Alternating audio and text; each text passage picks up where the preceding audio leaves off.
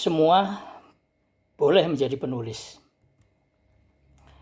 Dalam setiap pelatihan penulisan cerpen, saya kerap menyingkap masa lalu saya. Masa yang terkait dengan penemuan bakat oleh guru saya dan mengapa saya tidak sekolah sastra. Tujuan saya untuk membesarkan hati peserta pelatihan. Begini, saya umur 12 tahun ketika ayah meninggal. Dengan bijak, ibu membawa kami berempat, saya sulung, kembali ke kampung halaman. Dari Yogyakarta ke Selawi. Nah, kelas 1 SMP, tiada angin, tiada hujan, guru bahasa Indonesia saya, Pak Susanto, menunjuk saya mewakili kelas untuk ikut lomba deklamasi. Bukan poetry reading ya.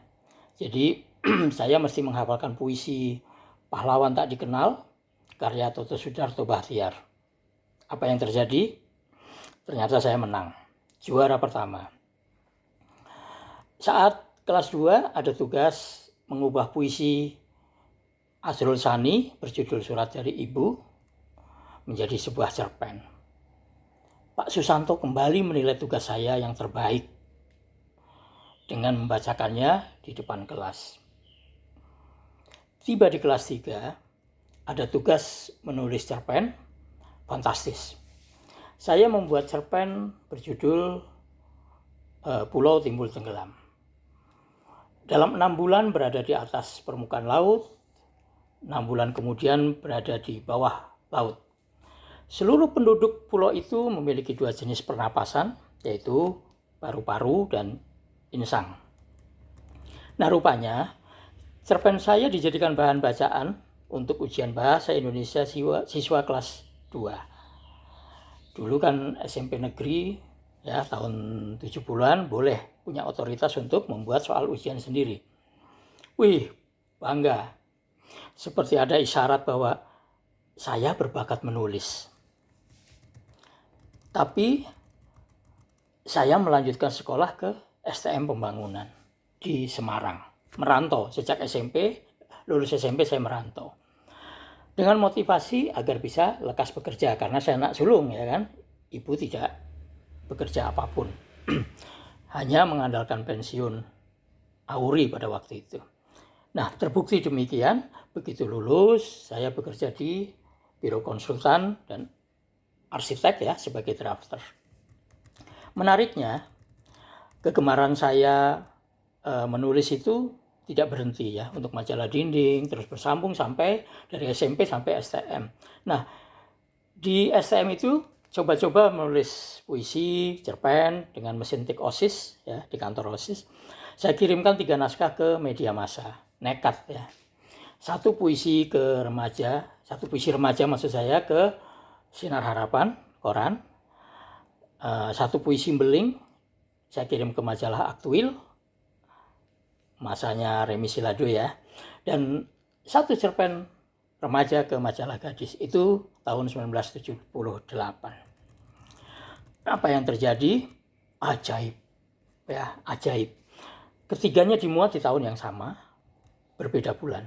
Aktuil pada bulan Juli, Sinar Harapan pada bulan Oktober, majalah Gadis memuatnya bulan November pada edisi ulang tahun. Wah, luar biasa. Tidak satu pun ditolak. Apakah berarti seterusnya selalu diterima kiriman-kiriman saya? Tidak juga ya. Hanya momentum luar biasa itu menjadi titik keyakinan saya untuk mengambil jalan pena sebagai dedikasi. Saya tidak menyebutnya sebagai profesi. Kenapa? Karena 3 tahun bekerja, kemudian saya kuliah ya. Mengambil program studi desain interior di Fakultas Seni Rupa dan Desain ITB. Setelah lulus dan bekerja di konsultan juga kontraktor ya beberapa tahun. Pada tahun 96 sampai pensiun 2015 saya bekerja di perusahaan otomotif. Tahu dong, Suzuki. Ya, 19 tahun dalam dunia industri dan marketing. Apa kabar dengan menulis? Nah, ini persoalannya. Saya tidak berhenti menulis. Sangat tidak Ya, mulai 97 saya bahkan menerbitkan buku tunggal, kumpulan puisi. Kemudian sejak 2004 semua cerpen yang sudah dimuat di media massa saya bukukan. Setiap tahun rata-rata menerbitkan 2 buku. Ya, kini sudah lebih dari 25 buku tunggal, belum lagi kalau menghitung buku antologi bersama. Saya hanya ingin sampaikan bahwa Anda yang memiliki profesi apapun tidak perlu meninggalkan pekerjaan hanya untuk menulis. Ya. Banyak penulis kondang tidak berasal dari Fakultas Sastra. Seperti banyak jurnalis tidak mesti bermula dari jurusan publisistik.